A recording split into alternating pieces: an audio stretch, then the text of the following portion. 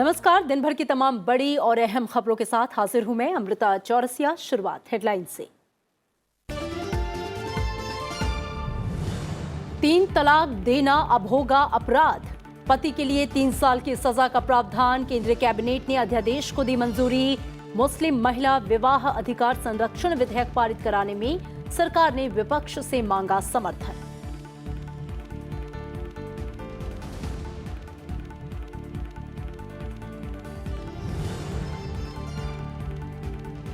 Romania के प्रधानमंत्री के साथ उपराष्ट्रपति एम वेंकैया नायडू ने की प्रतिनिधिमंडल स्तर की वार्ता। दोनों देशों के बीच पर्यटन के क्षेत्र में सहयोग बढ़ाने के लिए सहमति पत्र पर हस्ताक्षर। व्यापार और निवेश बढ़ाने पर भी जोर। रोमानिया के राष्ट्रपति के साथ व्यापार, आईटी, रक्षा और अंतरिक्ष समेत कई द्विपक्षीय और वैश्विक मुद्दों पर हुई बात।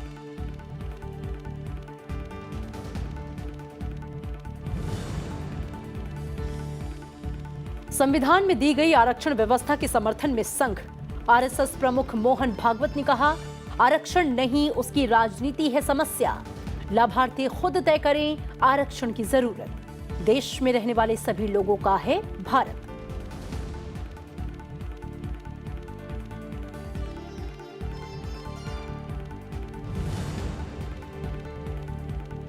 भ्रष्टाचार के मामले में जेल की सजा काट रहे पाकिस्तान के पूर्व प्रधानमंत्री नवाज शरीफ को बड़ी राहत। इस्लामाबाद हाई कोर्ट ने फैसला होने तक सजा पर लगाई रोक।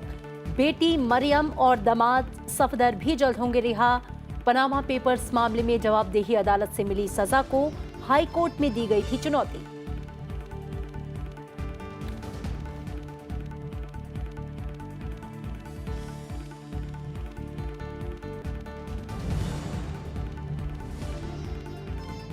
और एशिया कप में भारत और पाकिस्तान के बीच महामुकाबला जारी। पाकिस्तान ने 9 विकेट खोकर बनाए 160 run.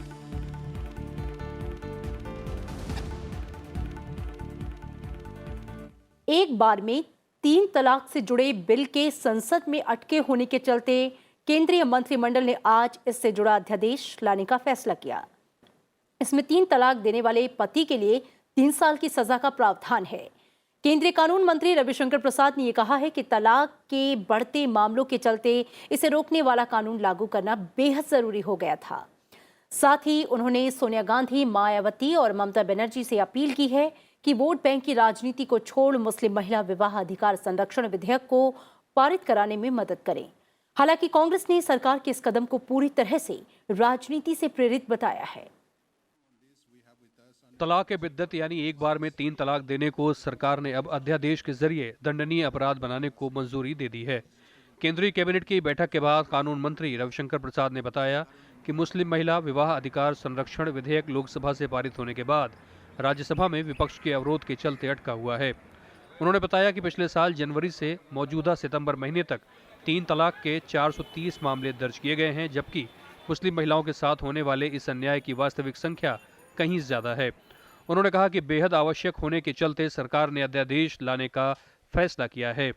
There was a compelling necessity to come with an ordinance. There was an overpowering urgency to come with an ordinance. दुनिया के 22 इस्लामिक मुल्कों में 3 तलाक को नियंत्रित किया गया है, लेकिन भारत ऐसे सेक्युलर मुल्क में बड़ी संख्या में हमारी खवातीन बेटियों बहनों के साथ नाइंसाफी हो रही थी।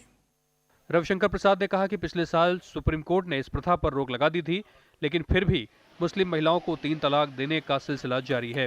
उन्होंने कहा कि बीते मानसून सत्र में राज्यसभा में विपक्ष ने लोकसभा से पहले ही पारित हो चुके इस विधेयक को पारित नहीं होने दिया। रविशंकर प्रसाद ने सोनिया गांधी समेत विपक्षी नेताओं से वोट बैंक की राजनीति से ऊपर उठकर इस पर समर्थन की मांग की। सोनिया जी, ये अध्यादेश देश हित में लाया गया है। सोनिया जी, ये अध्यादेश देश की नारी के इंसाफ के लिए लाया गया है। मैं आपसे अपील करूंगा कि वोट बैंक की चारदीवारी से ऊपर उठकर इंसानियत और इंसाफ के लिए आपका समर्थन हो। हालांकि इस बीच कांग्रेस ने 3 तलाक पर अध्यादेश लाने को चुनावों से पहले की राजनीतिक कवायद बताया है। अगर व्यक्ति जेल चला जाएगा तो उस गरीब असहाय मुस्लिम महिला को भत्ता कौन देगा, उसके बच्चों का खर्चा कौन देगा? उसकी रोजी रोटी चलाने का खर्चा कौन देगा? इसलिए कानून में इस संशोधन को हमने सुझाया था, पर मोदी सरकार इसे राजनीतिक फुटबॉल अधिक और मुस्लिम महिलाओं के साथ न्याय का मामला कम बनाना चाहती है। पिछले साल सुप्रीम कोर्ट ने जब ट्रिपल तलाक को असंवैधानिक करार दिया था, तब सरकार ने मुस्लिम महिला विवाह अधिकार संरक्षण विधेयक तैयार किया था।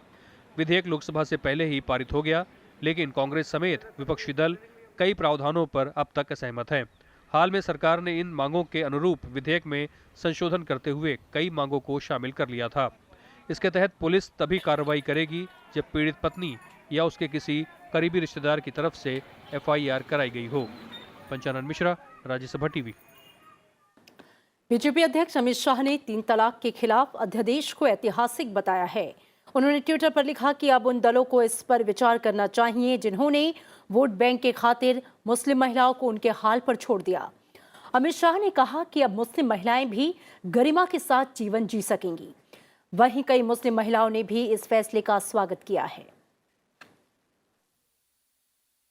जो सरकार ने जो अध्यादेश पारित किया और लॉ जो आएगा तो ये काफ़ी बेनिफिट रहेगा और मुस्लिम समुदाय में मुझे लगता है काफ़ी उन्नति होगी और जो और भी जो कुरीतियाँ हैं मुस्लिम समुदाय में तो मुझे ऐसा लगता है कि मुस्लिम समुदाय आगे आएगा और इनसे छुटकारा पाने के लिए और अपने टाइम्स की आज की मतलब टाइमिंग और जनरेशन को देखते हुए आज का युग देखते हुए अपनी जो ये सोशल कुरीतियों के विपक्ष में आवाज़ उठाएगा। और इसके अलावा आज आर्थिक मामलों की मंत्रिमंडलीय समिति यानी कि CCEA की बैठक में कई अहम फैसले लिए गए। प्रधानमंत्री नरेंद्र मोदी की अध्यक्षता में CCEA ने 3,466 करोड़ रुपए की संशोधित लागत पर बांध पुनः स्थापन और सुधार परियोजना के संशोधित लागत अनुमान को मंजूरी दी।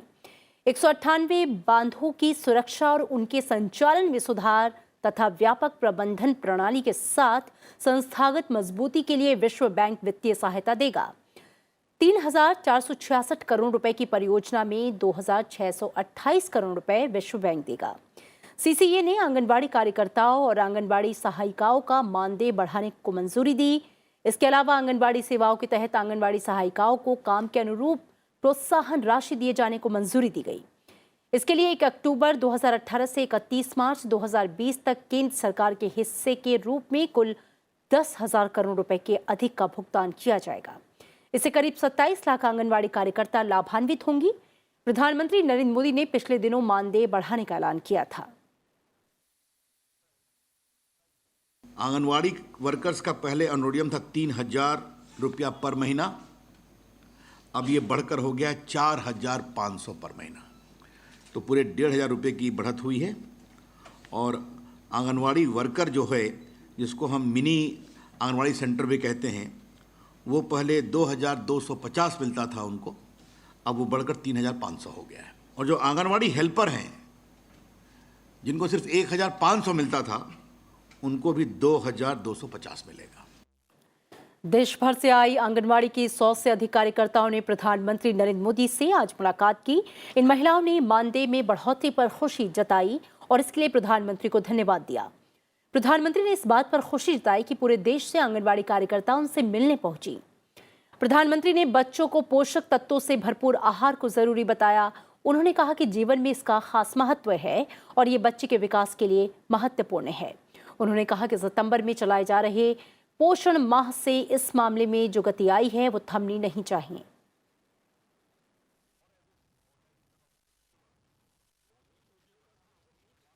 और अफगानिस्तान के राष्ट्रपति अशरफ गनी ने आज दिल्ली में प्रधानमंत्री नरेंद्र मोदी से मुलाकात की।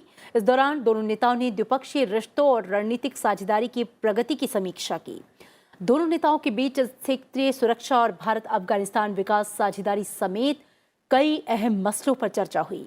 इमरान खान के पाकिस्तान के प्रधानमंत्री बनने के बाद भारत अफगानिस्तान के बीच ये पहली वार्ता थी। दोनों नेताओं ने मुंबई में 12 से 15 सितंबर के बीच भारत अफगानिस्तान व्यापार और निवेश शोकेस सफल आयोजन की सराहना की। साथ ही समुद्री और हवाई मार्ग के जरिए कनेक्टिविटी मजबूत करने की प्रतिबद्धता जताई।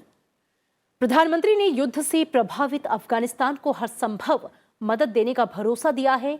साथ ही दोनों नेताओं ने इंफ्रास्ट्रक्चर और मानव संसाधन जैसे क्षेत्रों में सहयोग मजबूत करने का फैसला किया है। बाद में राष्ट्रपति अशरफ गनी के सम्मान में इंडिया फाउंडेशन में एक कार्यक्रम हुआ। इसमें अफगानिस्तान के राष्ट्रपति ने शांति वार्ता पर अपनी राय रखी।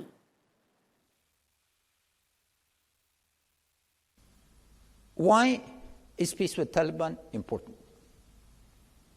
Because if we arrive at peace with Taliban, we can concentrate on counterterrorism in earnest. No matter how long the conflict has gone on for and how much blood is spilled, Taliban are part of the Afghan society. Foreigners, members of Daesh, these international terrorist networks are not. So we need to devise a way to separate the two, and what is internal needs to be separated from what is regional and global. And today we have a functioning air corridor that brings Afghan goods here and takes Indian goods here, to Kabul.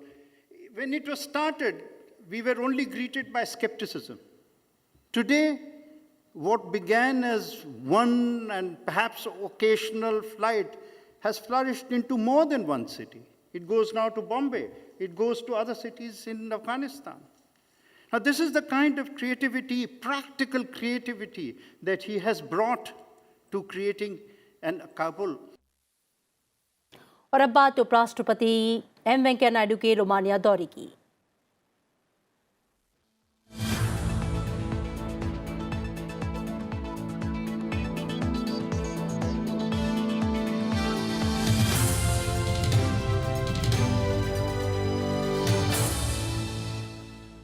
उपराष्ट्रपति M Venkaiah Naidu ने आज Bucharest में Romania की प्रधानमंत्री वियोरिका डैंसिला से प्रतिनिधिमंडल स्तर की वार्ता की। दोनों नेताओं के बीच व्यापार और निवेश संबंधों को और मजबूत करने पर चर्चा हुई। दोनों नेताओं ने आईसीटी, दवा, विनिर्माण, इंफ्रास्ट्रक्चर, लॉजिस्टिक, एग्री फूड और पर्यटन के क्षेत्र में सहयोग बढ़ाने पर बात की। दोनों देशों के बीच पर्यटन के क्षेत्र में सहमति पत्र पर भी हस्ताक्षर हुए।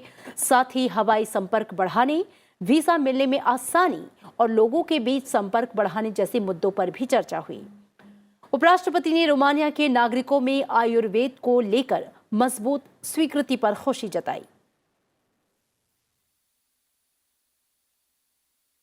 Our cooperation can lead to faster growth of our economies further. We intend to deepen and diversify economic and technological cooperation between our countries. India-Romanian annual bilateral trade has risen to US $810 million in 2017-18, a 40% increasing over the last year. और इससे पहले उपराष्ट्रपति ने आज Romania के राष्ट्रपति के साथ आतंकवाद, जलवायु परिवर्तन, व्यापार, अर्थव्यवस्था सहित कई अहम वैश्विक मुद्दों पर बात की। उपराष्ट्रपति एम वेंकैया नायडू ने भारत रोमानिया के बीच संबंधों की मजबूती पर खास जोर दिया। भारत और रोमानिया के बीच अहम समझौता ज्ञापन पर भी हस्ताक्षर हुए हैं। उपराष्ट्रपति एम वेंकैया नायडू ने आज रोमानिया के राष्ट्रपति एचई मिस्टर क्लॉस वर्नर लोहानिस के साथ उच्च स्तरीय वार्ता की।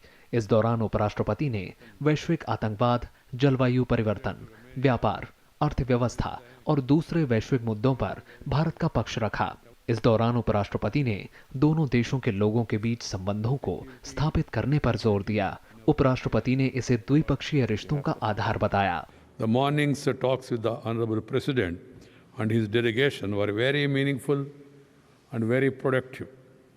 We acknowledge the long-standing excellent relation between India and the Romania, reviewed bilateral and multilateral cooperation, and reaffirmed the mutual desire to comprehensively strengthen our partnership across the political, economic, science and technology, culture and people-to-people domain. We focused on strengthening our trade and investment. पहले Romania संसद की ऐतिहासिक इमारत में उपराष्ट्रपति M Venkaiah Naidu की Romania की senate के अध्यक्ष और रोमानिया के चैम्बर ऑफ डेप्यूटी के अध्यक्ष के साथ आपसी रिश्तों को लेकर वार्ता हुई। इसके बाद उपराष्ट्रपति दोनों देशों के बीच प्रतिनिधिमंडल स्तर की वार्ता में शामिल हुए। उपराष्ट्रपति एम वेंकैया नायडू ने जनवरी 2019 से यूरोपीय यूनियन की अध्यक्षता की जिम्मेदारी के लिए रोमानिया को शुभकामनाएं दी। I convey best wishes for the upcoming presidency of Council of European Union in January 2019. Romania has emerged as a respected leader in the Balkans. We appreciate Romania's spirit to succeed and have faith in its efforts for a better tomorrow. बैठक के बाद भारत और Romania के बीच petroleum और gas से जुड़े समझौता ज्ञापन पर हस्ताक्षर हुए। दोनों नेताओं ने साझा प्रेस कॉन्फ्रेंस को संबोधित किया।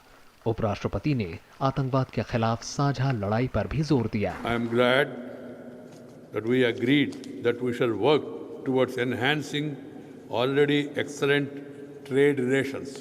I am also glad that Petroleum University of Policia, Romania and Pandit Deendayal Upadhyaya Petroleum University, Gandhinagar, Gujarat, signing an MOU for capacity building and mutual trade. We have to create the needed atmosphere and global consensus to fight terrorism, which is a menace for the humanity. उपराष्ट्रपति की ये यात्रा Bharat Romania के संबंधों के 70 साल पूरा होने के मौके पर हुई है। उपराष्ट्रपति की इस यात्रा से रोमानिया के साथ अर्थव्यवस्था, पर्यावरण, व्यापार और संस्कृति के क्षेत्र में विशेषज्ञता का आदान प्रदान करने में मदद मिलेगी। भारत के उपराष्ट्रपति और रोमानिया राष्ट्रपति के बीच में व्यापार, पर्यटन और स्वास्थ्य के क्षेत्र में भारत और रोमानिया के रिश्तों को मजबूत करने की बात की गई है और द्विपक्षीय वार्ता में दोनों नेताओं ने किसी भी तरह का आतंकवाद को खंडन किया है। कैमरा पर्सन राज ठाकुर के साथ मैं रोमानिया प्रेसिडेंशियल पैलेस से राजकमल राव, राज्यसभा टीवी। संसद के विभाग संबंधी स्थायी समितियों का 2018-19 के लिए फिर से गठन कर दिया गया है। संसद के दोनों सदनों में विभाग संबंधी स्थायी समितियों की संख्या 24 है। इनमें से 8 समितियां राज्यसभा के अधीन हैं। राज्यसभा के सभापति एम वेंकैया नायडू ने इन 8 समितियों के अध्यक्षों के साथ सभी समितियों में राज्यसभा के सदस्यों को मनोनीत किया है। समितियों में राज्यसभा के 10-10 सदस्य हैं, जबकि लोकसभा से 21-21 सदस्य हैं। राज्यसभा के तहत वाणिज्य संबंधी स्थायी समिति का अध्यक्ष नरेश गुजराल को बनाया गया है, जबकि स्वास्थ्य और परिवार कल्याण संबंधी स्थायी समिति का अध्यक्ष प्रोफेसर राम गोपाल यादव, गृह संबंधी स्थायी समिति का अध्यक्ष पी चिदम्बरम, मानव संसाधन विकास संबंधी स्थायी समिति का अध्यक्ष सत्यनारायण जटिया, उद्योग संबंधी समिति का अध्यक्ष RCP सिंह, विज्ञान, प्रौद्योगिकी और पर्यावरण और वन संबंधी स्थायी समिति का अध्यक्ष आनंद शर्मा को बनाया गया है। कार्मिक, लोक शिकायत और विधि और न्याय संबंधी समिति का अध्यक्ष भूपेंद्र यादव और परिवहन, पर्यटन और संस्कृति संबंधी समिति का अध्यक्ष डेरेक ओब्रायन को बनाया गया है। विभाग संबंधी स्थायी समितियां सरकार के सभी विभागों और मंत्रालयों के कामकाज पर निगाह रखती हैं। संसद की भले ही साल भर में 70 के आसपास बैठकें होती हों, लेकिन संसदीय समितियों की साल भर में 400 से अधिक बैठकें होती हैं। सभापति ने बीते सत्रों में समितियों के कामकाज पर प्रसन्नता जताई थी। अरविंद कुमार सिंह, राज्यसभा टीवी। आरएसएस प्रमुख मोहन भागवत ने कहा है कि संघ आरक्षण व्यवस्था के खिलाफ नहीं है। उन्होंने कहा कि लाभार्थी को खुद ये तय करना चाहिए कि आरक्षण की व्यवस्था कब तक लागू रहे।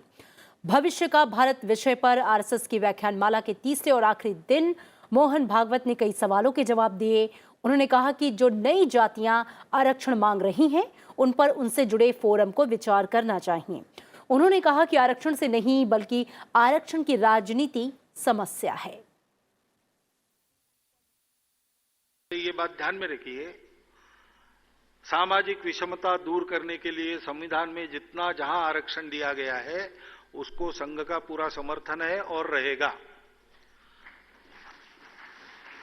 आरक्षण कब तक चलेगा, इसका निर्णय जिनके लिए आरक्षण दिया गया है वही करेंगे। उनको जब लगेगा कि अब इसकी आवश्यकता नहीं हमको, तो फिर वो देखेंगे, लेकिन तब तक इसको जारी रहना चाहिए। ऐसा संघ का बहुत सुविचारित, और जब से ये प्रश्न आया है चर्चा में तब से मत है, उसमें बदल नहीं हुआ है।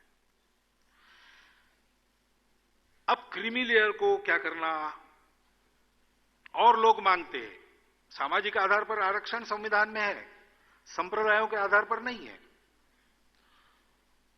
क्योंकि सभी संप्रदाय कभी ना कभी समाज के अग्रणी वर्गों में रहे हैं अपने यहां, तो उनके आरक्षण का क्या करना। अब और भी जातियां आरक्षण मांग रही है, उसका क्या करना, इसका विचार करने के लिए संविधान ने पीठ बनाए हैं, फोरम बनाए हैं, वो उसका विचार करें और उचित निर्णय दें।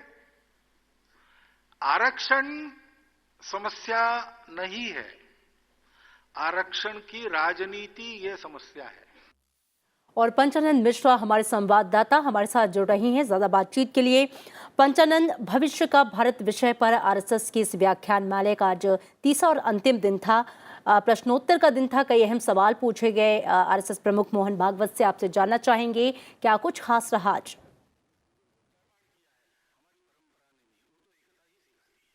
देखिए, भविष्य का भारत विषय पर जो ये 3 दिन का कह लीजिए व्याख्यानमाला था और आज उसका सवाल जवाब का सेशन था, ये कई मायनों में कह लीजिए इसको ये अभूतपूर्व भी है और ये एक इतिहास भी बनाता हुआ नजर आ रहा है, क्योंकि संघ ने यहाँ पर सबसे पहले ये कोशिश की कि अगर संघ के बारे में कोई भ्रांतियां हैं, उसको लेकर तरह तरह की बातें की जाती हैं, तो संघ में आकर लोग देख सकते हैं इसको, और उसका जरिया वो शाखाएं हैं जो संघ की शाखा की तरह काम करती हैं, और वहां पर लोग आकर देख सकते हैं कि संघ क्या काम करता है और समाज के निर्माण में किस तरह से वो योगदान करता है। आरएसएस प्रमुख जो मोहन भागवत है, उन्होंने साफ तौर पर कहा कि एक स्वस्थ समाज का निर्माण करना और जो लोग जो नागरिक हैं उनको एक चरित्रवान नागरिक बनाना, ये सिर्फ संघ का एक मकसद है, और जो भ्रांतियां फैलाई जा रही हैं उसको लोग खुद आकर देखकर और परख सकते हैं। और इसी क्रम में वो जो कई सवालों के उन्होंने जवाब भी दिए, जबकि 2 दिनों में उन्होंने हिंदुत्व को लेकर और हिंदू राष्ट्र के बारे में जो संघ के बारे में कहा जाता है कि सिर्फ हिंदुओं के राष्ट्र को ये प्रमोट करना चाहते हैं, उसको लेकर भी कई भ्रांतियों को दूर किया, और ये भी कहा कि भारत में रहने वाले सभी लोग उनको हिंदू मानते हैं और हिंदुत्व की वही विचारधारा उसको सामने रखते हैं। और इसके अलावा जो भी मुद्दे जिसको कंट्रोवर्शियल जिसको मुद्दे हम कह सकते हैं, चाहे वो SC/ST से लेकर समलैंगिकता का मुद्दा हो या देश में आरक्षण की व्यवस्था हो, धारा 370 हो, 35A जम्मू कश्मीर का मामला हो या फिर राम मंदिर का मामला हो, सभी पे और उन्होंने 2 टूक अपनी बात कही, बिल्कुल साफ किया। चाहे वो नोटा का मामला हो कि नोटा किस तरह से वो एक राष्ट्र हित में प्रभावी नहीं हो सकता, राम मंदिर पर ठीक कहा कि मंदिर बनना ही चाहिए, ये राष्ट्र के हित में है और सभी समाज के हित में है, और अगर ये सद्भावना से बने तो सबसे अच्छा है। ये इस तरह की जो बातें हैं जो कि पहले से ही संघ कहता रहा है, लेकिन आज उसको सार्वजनिक तौर पर पब्लिक डोमेन पर मीडिया के इतने बड़े कवरेज के बीच में कहा गया, इससे कहीं ना कहीं एक बहुत व्यापक असर देखा जा रहा है। और संघ का जो हाल में एक प्रसार हुआ है, और प्रसार के बाद जो एक कम्युनिकेशन का जो तरीका है उस दायरे को बढ़ाते हुए राष्ट्रीय स्वयंसेवक संघ ने इस कार्यशाला का आयोजन किया, तो निश्चित तौर पर ये मैसेज पूरे देश में पहुंचा है, क्योंकि जिस तरह से संघ का प्रसार हुआ है उसके बाद सवाल जो उठ रहे थे और जो जिस तरह से विरोधी पार्टी लगातार संघ की फंडिंग से लेकर संविधान का वो सम्मान करते हैं कि नहीं करते, राष्ट्रध्वज का सम्मान करते हैं नहीं करते, उन सारी बातों पर स्थिति साफ की और एक बताने की कोशिश की कि संघ एक पारदर्शी संगठन है, जिसके बारे में अगर आपको जानना है तो आप उस संघ में आकर उस संघ को परख सकते हैं, और सारे मुद्दों पर उनकी राय बिल्कुल स्पष्ट है। जी, बहुत शुक्रिया पंचानंद इस विस्तार से, इस पूरी जानकारी के लिए आपका। और सुप्रीम कोर्ट ने 25 सितंबर से असम में एनआरसी से जुड़े दावे और आपत्ति दर्ज करने का आदेश दिया। सुप्रीम कोर्ट ने आज सुनवाई के दौरान कहा कि राष्ट्रीय नागरिकता रजिस्टर के मसौदे में जिन लोगों का नाम नहीं है वो 25 सितंबर से 60 दिनों तक अपनी नागरिकता साबित कर सकते हैं। इसी के साथ सुप्रीम कोर्ट ने नागरिकों को राहत देते हुए कहा कि वो 15 दस्तावेजों में से 10 दस्तावेजों को दिखा सकते हैं।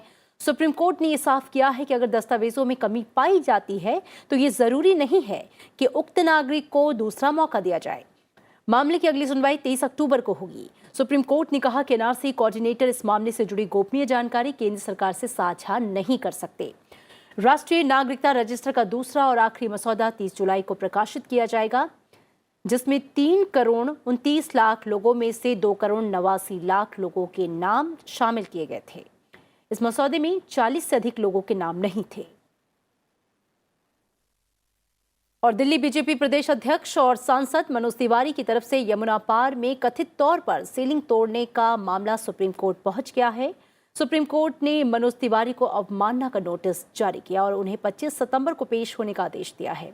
सुनवाई के दौरान न्याय मित्र ने कहा कि सुप्रीम कोर्ट के आदेश की अवहेलना की गई है, जबकि कोर्ट का आदेश है कि मॉनिटरिंग कमेटी के काम में बाधा नहीं पहुंचाई जाए।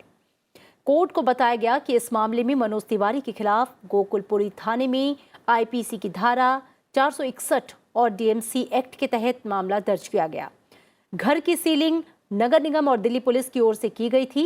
मॉनिटरिंग कमेटी ने कोर्ट से मनोज तिवारी के खिलाफ अवमानना का केस चलाने और कड़ी कार्रवाई की मांग की है। सुप्रीम कोर्ट की मॉनिटरिंग कमेटी ने अर्जी के साथ गोकुलपुरी में कथित सीलिंग तोड़ने से जुड़ा वीडियो भी कोर्ट के सामने रखा। इससे पहले सीलिंग कार्रवाई में बाधा पहुंचाने पर सुप्रीम कोर्ट बीजेपी विधायक ओपी शर्मा समेत कई नेताओं को तलब कर चुका है।